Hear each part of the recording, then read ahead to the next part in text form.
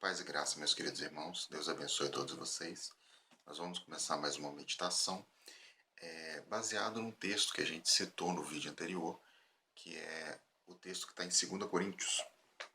Vamos lá, 2 Coríntios, capítulo 2, versículo 15 e 16. O texto é esse, 2 Coríntios, capítulo 2, verso 15 e 16. O texto fala assim: Porque para Deus somos o bom perfume de Cristo, nos que se salvam e nos que se perdem. Para estes, certamente cheiro de morte para morte, mas para aqueles, cheiro de vida para vida. E para estas coisas, quem é idôneo? Pois bem, o texto é interessante porque o que Paulo está querendo dizer aqui é que o evangelho de Deus sobre a face da terra, para aquelas pessoas que aceitam, são cheiro de vida para vida. E para aqueles que não aceitam, são cheiro de morte para morte. E que isso representa para Deus o bom perfume da semente plantada por Cristo nessa terra, que é o próprio Evangelho.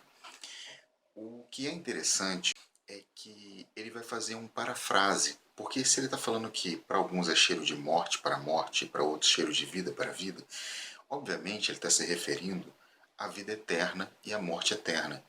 Ou seja, ele está se referindo ao galardão que será dado para aquelas pessoas que vão, na segunda vinda de Cristo, receber ou a vida eterna ou a morte eterna.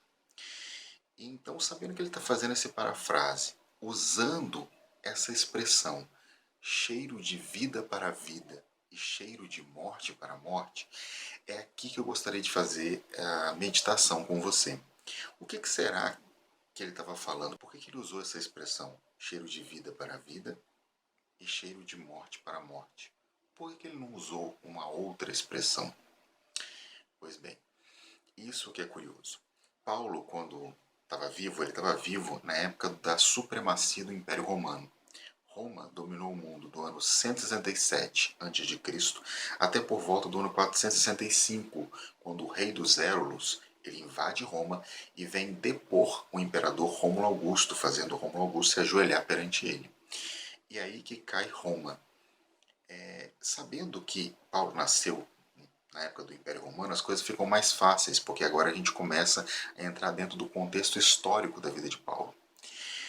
Os soldados romanos, quando eles iam para a batalha, que eles venciam a batalha, eles retornavam para Roma como heróis, heróis de batalha, heróis de guerra, como pessoa, como soldados vitoriosos. E era uma grande festa que se realizava.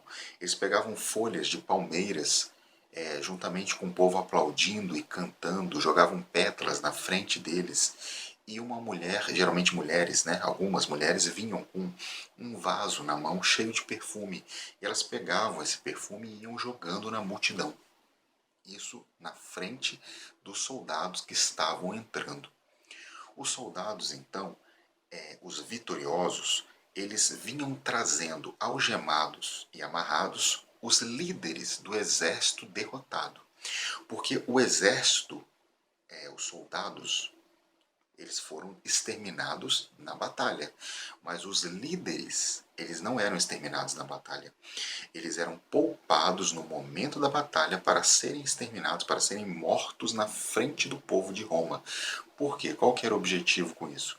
O objetivo com isso era fazer com que as pessoas em Roma vissem a supremacia do poder romano, do exército romano sobre os outros países, as outras regiões. Então, eles mostravam a supremacia do poder romano, do Império Romano. Fazendo isso, matavam seus soldados na batalha, mas os líderes, né, no caso dos soldados derrotados, eles levavam para Roma para serem exterminados ali, serem mortos ali. Quando os soldados romanos vinham na frente, carregando esses líderes derrotados, os soldados romanos entravam como vitoriosos. Eles entravam por Roma como vitoriosos, sendo aplaudidos e ovacionados por todos. Perfumistas na frente. E essas perfumistas, elas iam jogando esse perfume e os soldados romanos, quando sentiam esse cheiro, eles percebiam que tinham chegado em casa. Eles sentiam que tinham chegado no lar sãos e salvos, como alguém que venceu, como vitoriosos. Aquele cheiro para ele era um cheiro de vitória, era um cheiro de vida para vida. Porém, para aqueles líderes derrotados, para estes que sabiam que estavam chegando em Roma, eles sabiam que estavam chegando para a morte, porque eles seriam executados. Então, para eles, era cheiro de morte para a morte, aquele mesmo perfume. Isso é interessante porque Paulo está citando exatamente isso. Cheiro de vida para a vida, cheiro de morte para a morte. Aquele perfume, para alguns, representava a vida, a vitória, a chegada no lar. Para outros, representava a derrota completa e a morte iminente que estava perante eles. A pergunta que fica para a gente hoje é: o Evangelho de Cristo, ele tem sido para nós cheiro de vida para a vida ou cheiro de morte para a morte? Para a gente poder completar, vamos no texto que está lá em Apocalipse, capítulo 3, versículo 12. Apocalipse, capítulo 3, versículo 12. Vamos lá. A quem vencer, eu farei coluna do templo do meu Deus, e dele nunca sairá. E escreverei sobre ele o nome do meu Deus e o nome da cidade do meu Deus, a nova Jerusalém que desce do céu do meu Deus, e também o meu novo nome. Perceba que a promessa de ser coluna na casa de Deus, a promessa de ter um novo nome e receber o nome dado por Deus, é para aqueles que vencem, é para os vitoriosos. Todas as vezes que a gente for ler essas cartas às 7 igrejas do Apocalipse, a gente vai perceber que a promessa é para aqueles que vencem. O céu é dos vitoriosos, mas não aqueles que venceram pelas suas próprias obras, não. Até porque no céu ninguém entra lá vencendo pelas suas próprias obras. O céu é para aqueles que venceram pela fé em Cristo Jesus.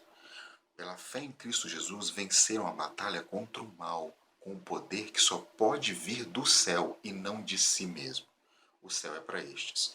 A pergunta novamente que fica é: para você, esse poder, esse evangelho, é cheiro de vida para vida ou tem sido cheiro de morte para morte? Deus abençoe você, fica na paz, tudo de bom. Dá o seu joinha, compartilhe o vídeo, se inscreve no canal e vamos abençoar outros. Deus abençoe muito você e sua família.